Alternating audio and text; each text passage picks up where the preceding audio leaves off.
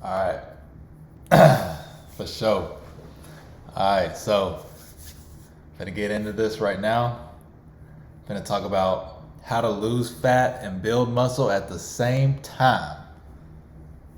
All right, because this is a big one. You know what I'm saying? I mean, you hear about this all the time, but I'm gonna give just directly from my experience just now within 2 months, losing 8 pounds of body fat, I believe, eight or so pounds, 9 pounds of body fat in 2 months.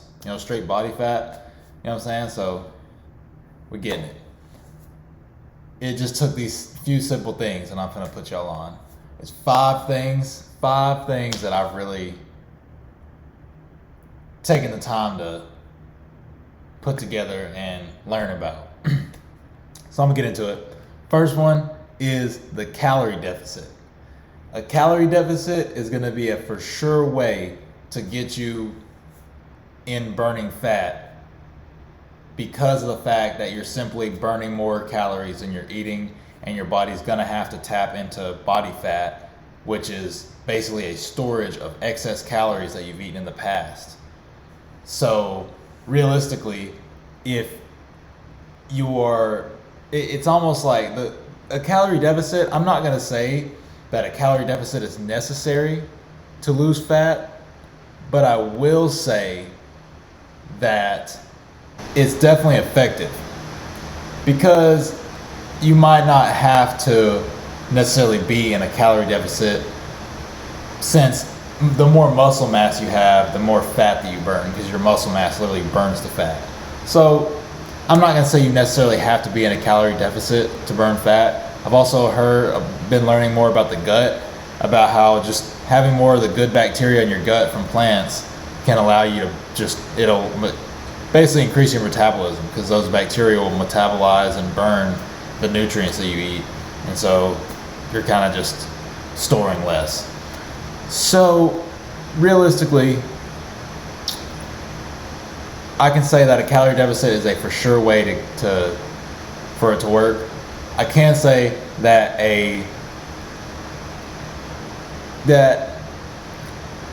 it's a good idea to me, because I look at it as it's paying back for the overeating that I've done or you've done in the past. Because if you have excess body fat over the correct body fat percent, which the correct body fat percent is could be 10 to 15%, I would say, for men. I would say that's probably about like where you want to be, honestly. And for women, it's going to be more like 20 to even 30% is going to be more healthy. I'm going to assume that has to do with breasts and whatnot, but it also just has to do with just the hormones and everything about having a higher body fat percent. So that's one thing. So I can say that something about it is just for sure that you're paying back from overeating.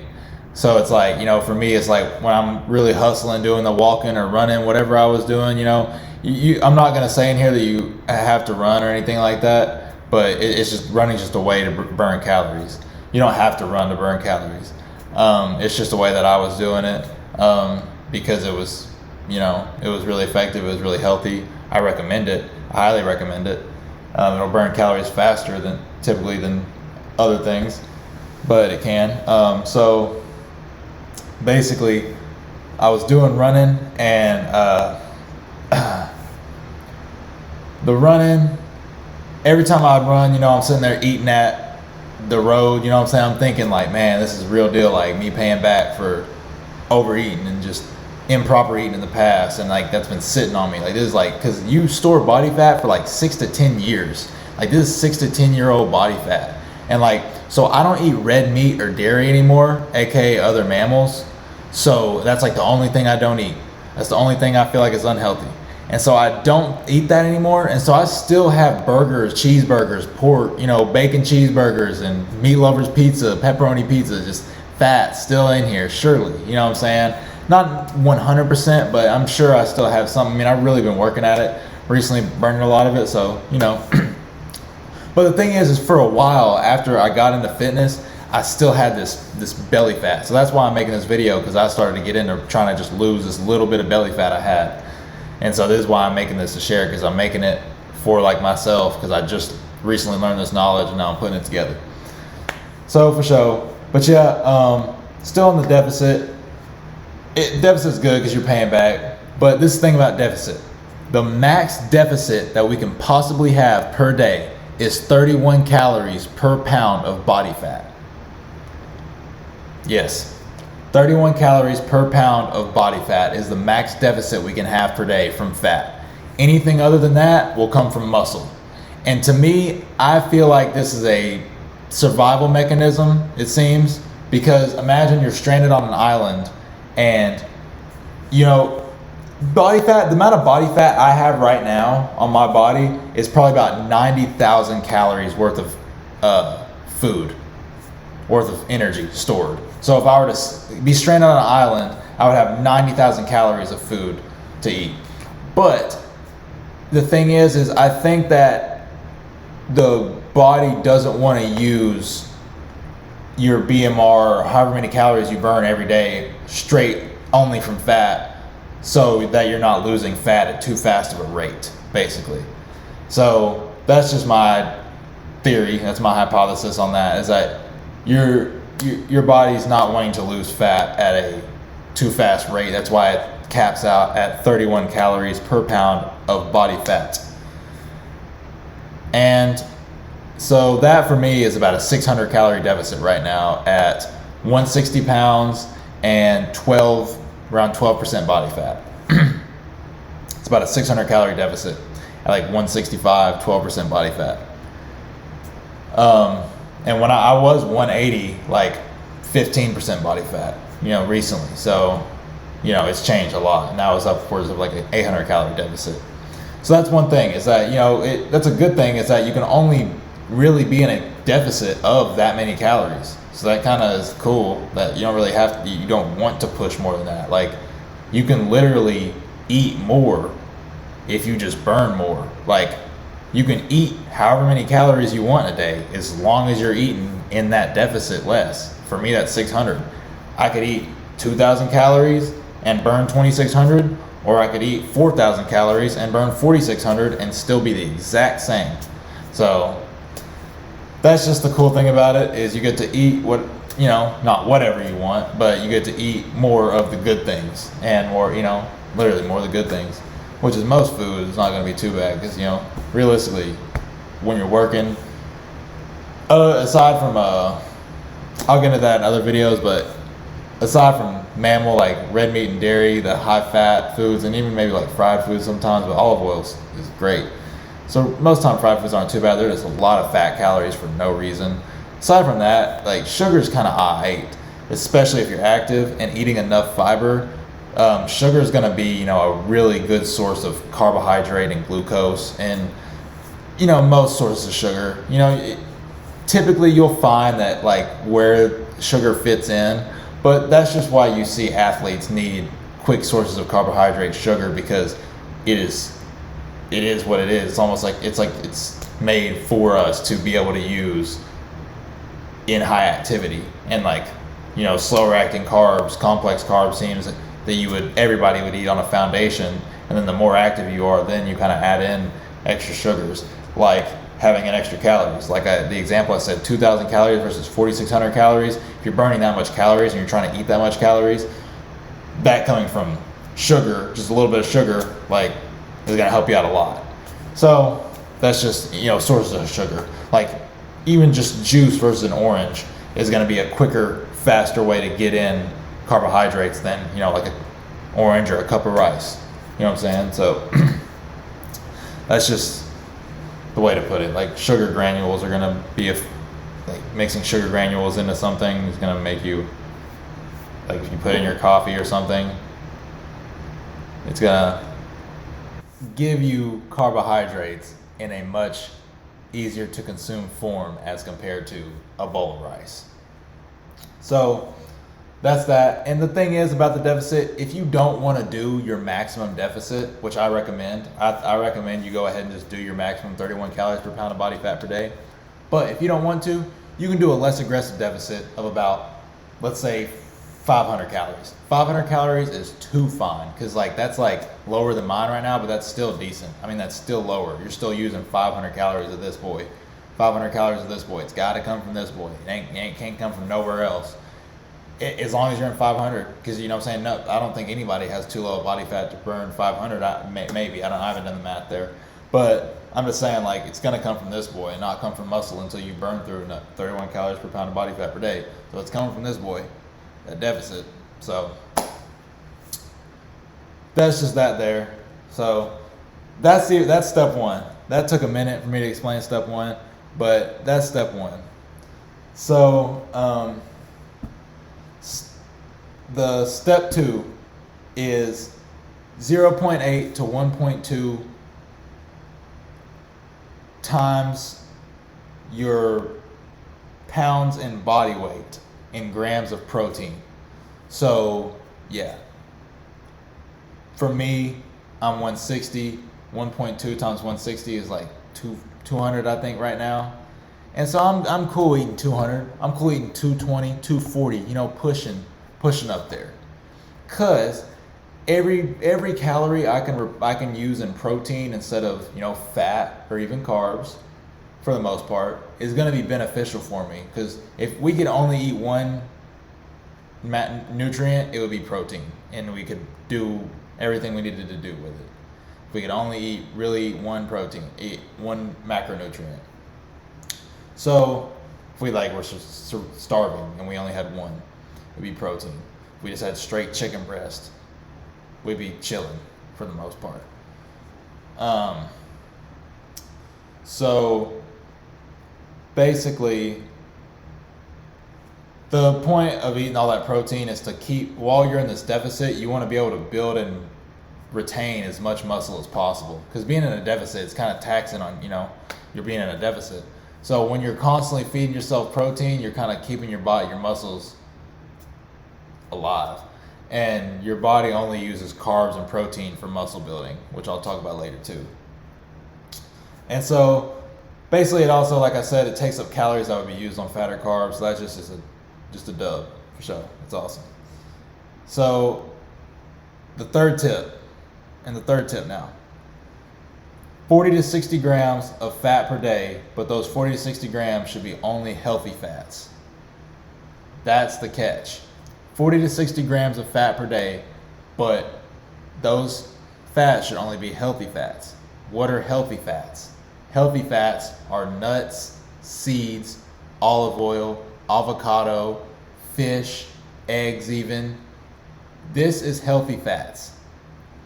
I'm about to explain fats briefly. I'm going to make many videos on fats and all this stuff because this is a very crucial topic.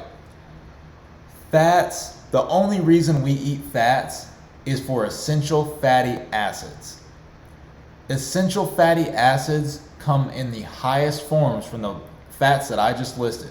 Nuts, seeds, olive oil, fish, eggs, avocado, etc. Plants. Plants in general, plants and fish and eggs, even birds and fish produce essential fatty acids in their best forms. So we only need to eat fat. We don't need to eat grams of fat for grams of fat the same way we do protein and carbohydrates. We need to eat grams of fat because for every gram of fat, it has a certain amount of essential fatty acids in it. So we're only eating essential fatty acids. This is the crucial thing. So this right here, this number right here is just amazing. I hopefully can pop it up on the screen. I'm going to try and figure that out. Basically, 6 ounces of ground beef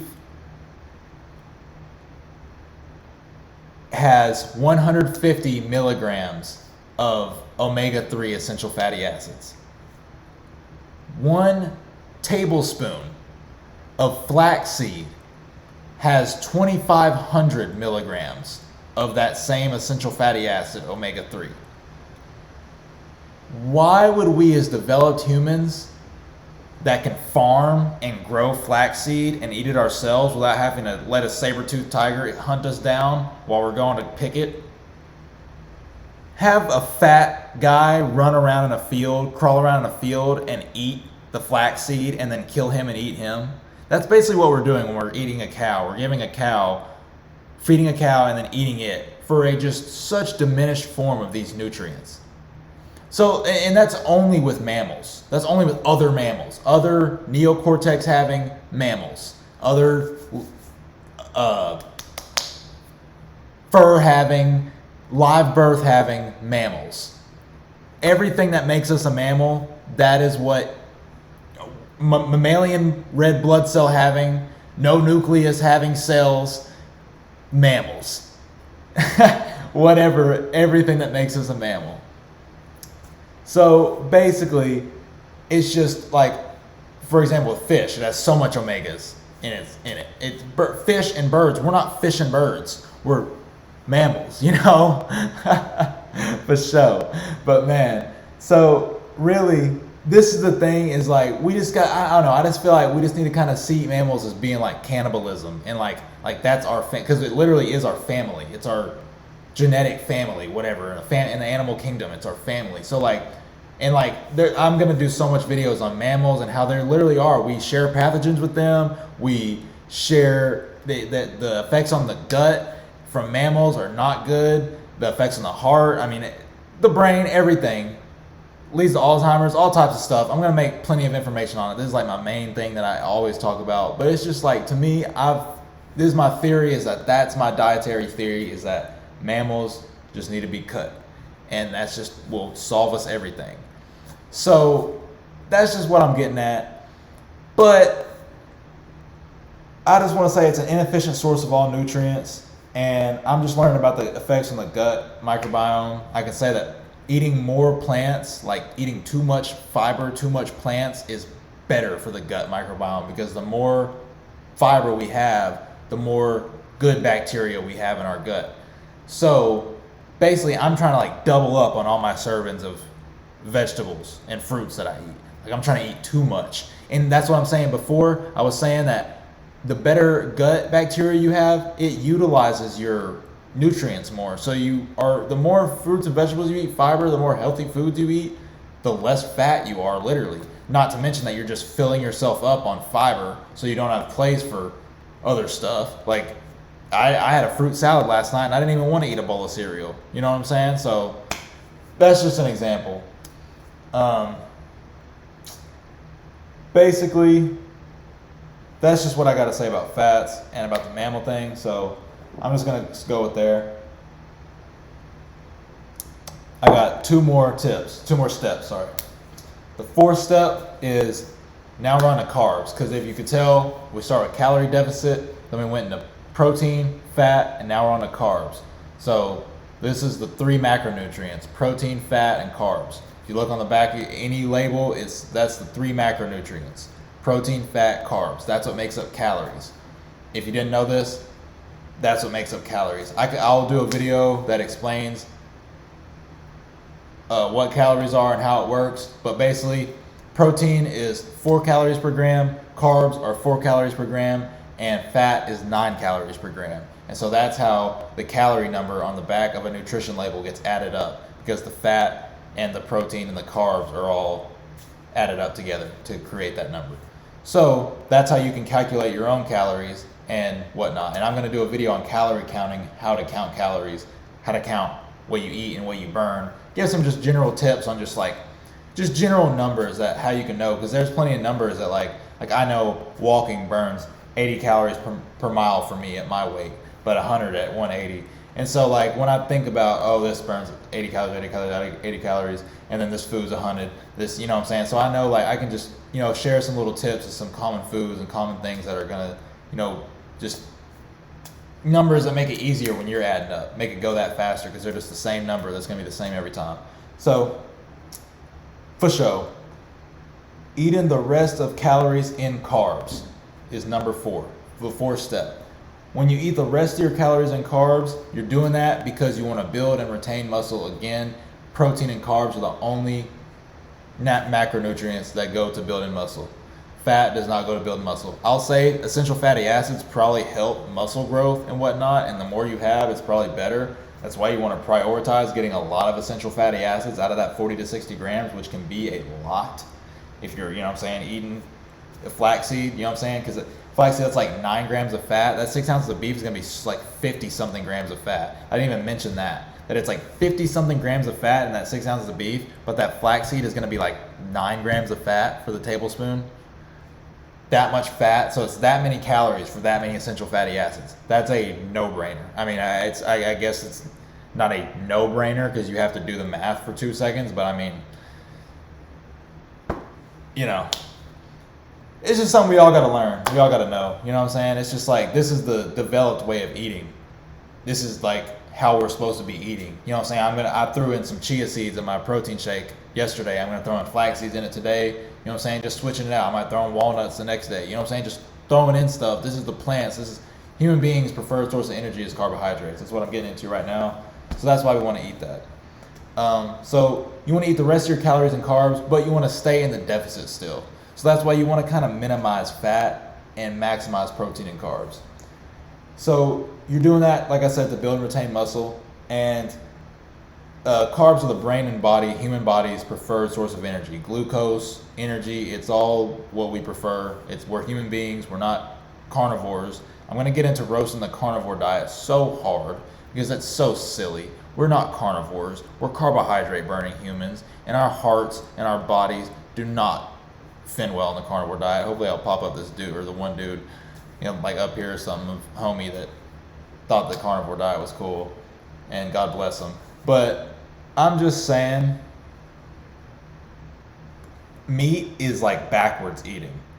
Mammal meat. Eating mammal meat and mammals, their milk, like cow adults don't eat their milk because every mammal loses the lactase enzyme to be able to digest lactose as they age from infancy. Every single mammal, just like us. That's why we become lactose intolerant on purpose, so we can eat real food. There's a reason. There's a whole reason. We're not supposed to eat it. It's not good for our gut. It's not good for our heart. It's not good for our brain. It's not good for our muscles even. I'm not going to say it's not too good for our muscles actually, because creatine's all right, but at the same time, you're going to benefit so much more. And on the Game Changers documentary, they said that plant eaters had a total higher content of amino acids, which makes more sense, so much sense, because when you're eating that many plants, you're getting that much more amino acids. If you spend your whole day eating burgers, you're getting that little bit of the protein that's in burger, which there's less protein in mammal meat typically than bird and fish. Always less protein. It's just lower in protein. That's what I mean by it's inefficient in nutrients. It's a bad source of fat, a bad source of protein, and a not so great source of vitamins. That's the only reason we had to eat it in fiend-like states, is because we needed vitamins from the world that we couldn't get. And now we can, because thankfully we have everything. We have developed computers and whatnot and farming. So that's what I'm saying, is we're, advanced humans with glucose operating brain cells. So we need to stop being keto and starving ourselves of glucose and making ourselves produce glucose out of our body fat in a weird starvation way, because we figured out how to do that with science and saw some rats do that and make new brain cells. And we're like, we instead of going into ketosis and fasting every so often, we should live in a fasted state. And just that gives us a reason to eat cheeseburgers, double cheeseburgers with bacon and meat lovers pizza, and that's going to be good for our heart and everything. No, I shouldn't even said no. I hate doing that. I'm not even going to say that. I'm just going to roast it. I'm just going to sit there and just because that makes sense. Okay, so this is what I'm saying. Eat your carbs. You need it. You're a human. Eat your carbs, please. Eat your good carbs. If you need bad carbs, sugar, you don't need them. But I'm saying you might if you are an athlete. If you're an athlete, that's the thing, is you'll find a place to have all these sugars. So that's the thing. And if you're eating enough fiber, which everybody should be, that's important. So I'm gonna put now my fifth step, which is a closing tip / essential piece of information for optimal effectiveness. All I can say is that I've kind of already said some of this stuff, but carbs and protein are, I haven't said this, carbs and protein are molecularly very different from fat, from body fat, as compared to dietary fat. Therefore, it is a lot harder and takes a lot longer for protein and carbohydrate to be turned into body fat. So just if you eat extra protein and carbs, there's a chance like you might not even turn that into body fat. Let's say you're in your deficit. That's what I'm saying. I used to have this theory that you don't even need to be in a deficit of at least protein, because it's almost like protein, if you're eating your grams of body weight and burning it, it's almost like your body's just utilizing all of it. But that's like this own thought I have. But a calorie is a calorie. So I'm just saying that it's a lot harder for your body to turn it into fat, and it's going to want to use it for muscle. So as long as you're staying active and keeping burning, I mean, your body's going to want to use that glycogen and that protein really a lot. And so that's just one thing I can say is maximizing calories from protein and carbs, minimizing it from fat, and making those fat calories count. Making those fat calories count. Eating for your heart, for your brain, for your gut, for all your organs. So that's just what I can say. Carbs and protein are the only macronutrients of the three that are used to build muscle. Fat is just used for hormonal regulation and whatnot. And so, yeah, that's just what I'm getting at. Those are my 5 tips on how to lose fat and build muscle at the same time. So I'm just telling you, these are things that I just recently implemented into myself. You know what I'm saying? I built a decent this is just from a year of doing calisthenics and eating right. I've changed up, learned a lot over the year. So right now I'd say I'm at my peak for sure, surely, because it's been the longest. But I'm just saying, this is what I'm learning. This is what I'm putting down. I'm always learning, always researching, always researching, always learning. I got studies pulled up right now. I'm always researching. That's all I like to do is learn. I got, here, like I'm telling you, I got books, all type of books. We always learning, man. We always learning. I'm just trying to show y'all, taking notes on vitamins. I got a nutrition textbook I went ahead and picked up. So we just learning. This ain't even where I learned most of my nutrition. I just picked this up. I learned so much just from research, Google Scholar, Google in general. You know what I'm saying? You can learn a lot from articles if you pick the right ones and whatnot. I've taken logic and reasoning discovery classes. I took that. That's the name of the course. I've taken courses in school that have really helped me be able to digest information and delve into information and gain a lot from it. And it's really just, changed my life. So I'm just trying to share this information now with others, because I feel like I can learn anything and anybody can too. And I feel like we can learn the right thing in everything. And I feel like there's a right answer in everything, and I feel like we can always find it. So 100 of Thou Wow. Let's get it, man.